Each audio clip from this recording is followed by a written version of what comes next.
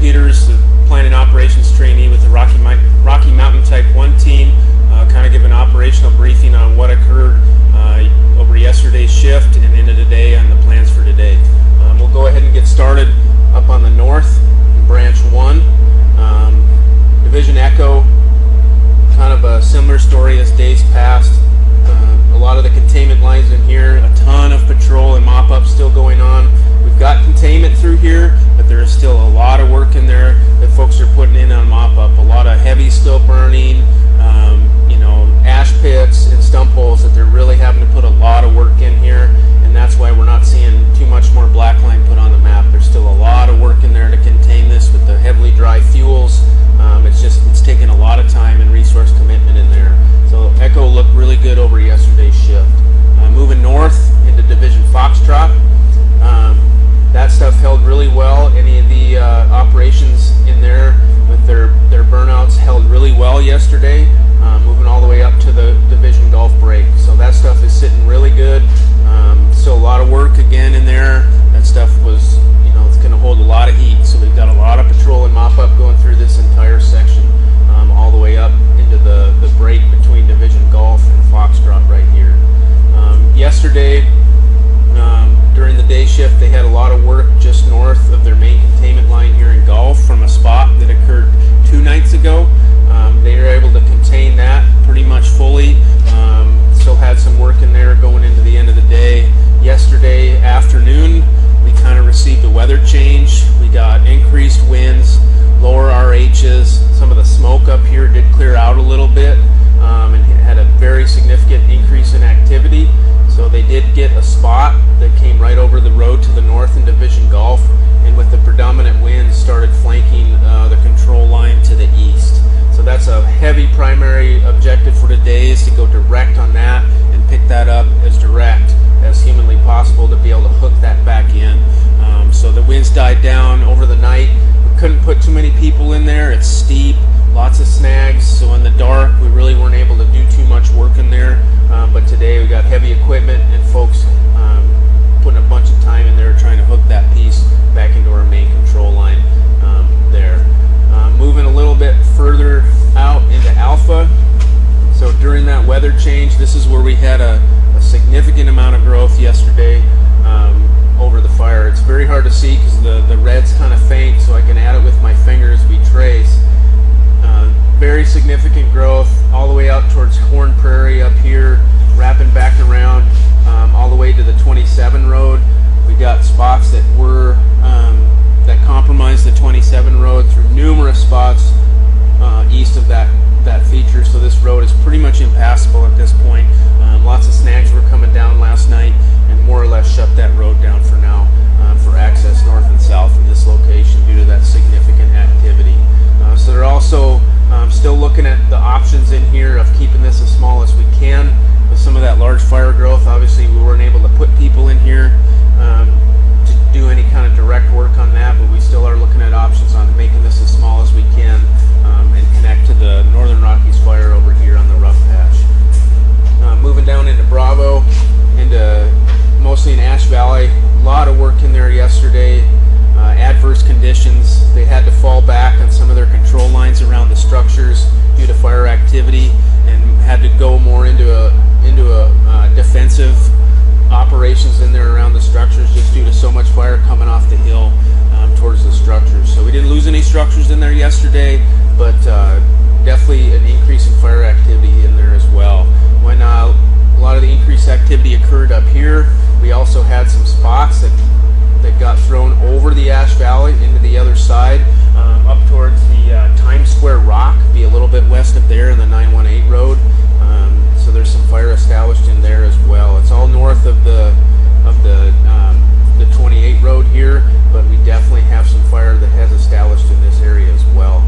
So they're still looking at how we can kind of contain that in here as small as possible, with the 27 road being more or less compromised now.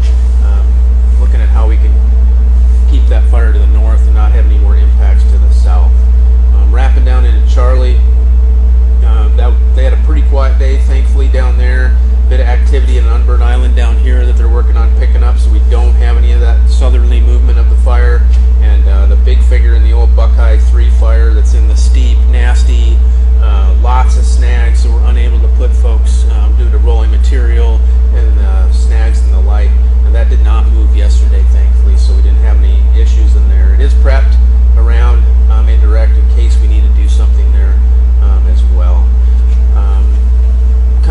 little bit on a go back on some of the operations up to the north and in the Ash Valley as well, kind of on the burnout lines of what our intentions are with the burnout and what we're doing.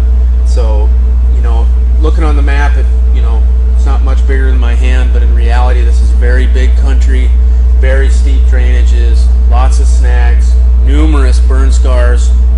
So for us, burn scars usually mean lots of snags, sometimes very large diameter snags where we're not able to put people or even heavy equipment because it's so steep and very unforgiving. No visibility due to all the smoke and running into lots of problems in there. So that's kind of their objective there and why we're doing those burnouts. If we start counting miles, they're real small on here. They're very small. So that's kind of our indirect tactics on there, on what we're doing and why we're doing that.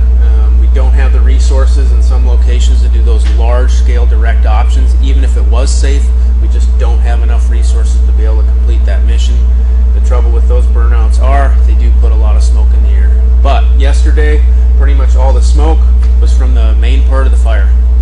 We didn't have any operations in here. That was the main part of the fire doing that push. So that's kind of the intent of those. Get it done under our conditions and try and get that stuff secured. So that's kind of the intent with some of those burnout operations. And before we move down to branch 3 as well, we tried aviation again yesterday.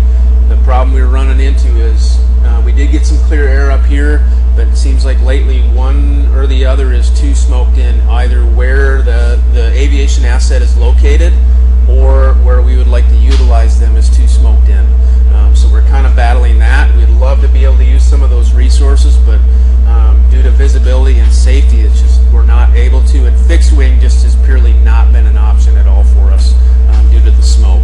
So a lot of smoke was produced through this yesterday and is hanging in all these valleys, and we're unable to utilize those assets like we would like to be able to. We still have them here, same complement in the past with 2 Type 1s, 2 Type 3s, and an air attack that's been utilizing a helicopter platform to do their work. So we got folks all over out there, and when it is clear, we try and get that stuff up there, but we've been extremely limited and aren't able to use all the tools that we'd like to. So that's kind of what's been going on up there. So we'll move down to branch 3 into the big Hamlin.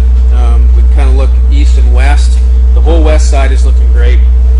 They're into some operations now of chipping and dealing with some of the logs that some of the heavy equipment had, some of the log decks and things like that, on dealing with that timber and getting stuff squared away. The biggest activity yesterday was actually on the west side of Division Juliet, just south of DP 45. During that same event that caused the increased activity to the north up on Smith, we also had some spotting that occurred just south of DP 45. In the dark, they were estimating approximately 5 to 10 acres. We've got heavy equipment moving that way and all of our ground resources to pick that up direct and tie it right back into our main control line. So with the reduced winds today, hopefully we've got a great opportunity to pick that up direct, hook that back in, and secure that as well. Moving up into Division Hotel, they had a good day in there yesterday. Still lots of work from some of those burnout operations they completed in there. So lots of mop up, still dealing with snags and the like. So working hard to keep that secured so we don't have any more issues in there from spotting along any of those edges. And then across the north side, folks are still keeping a good eye on this. It hasn't moved, didn't really move yesterday much at all. A few little areas did, so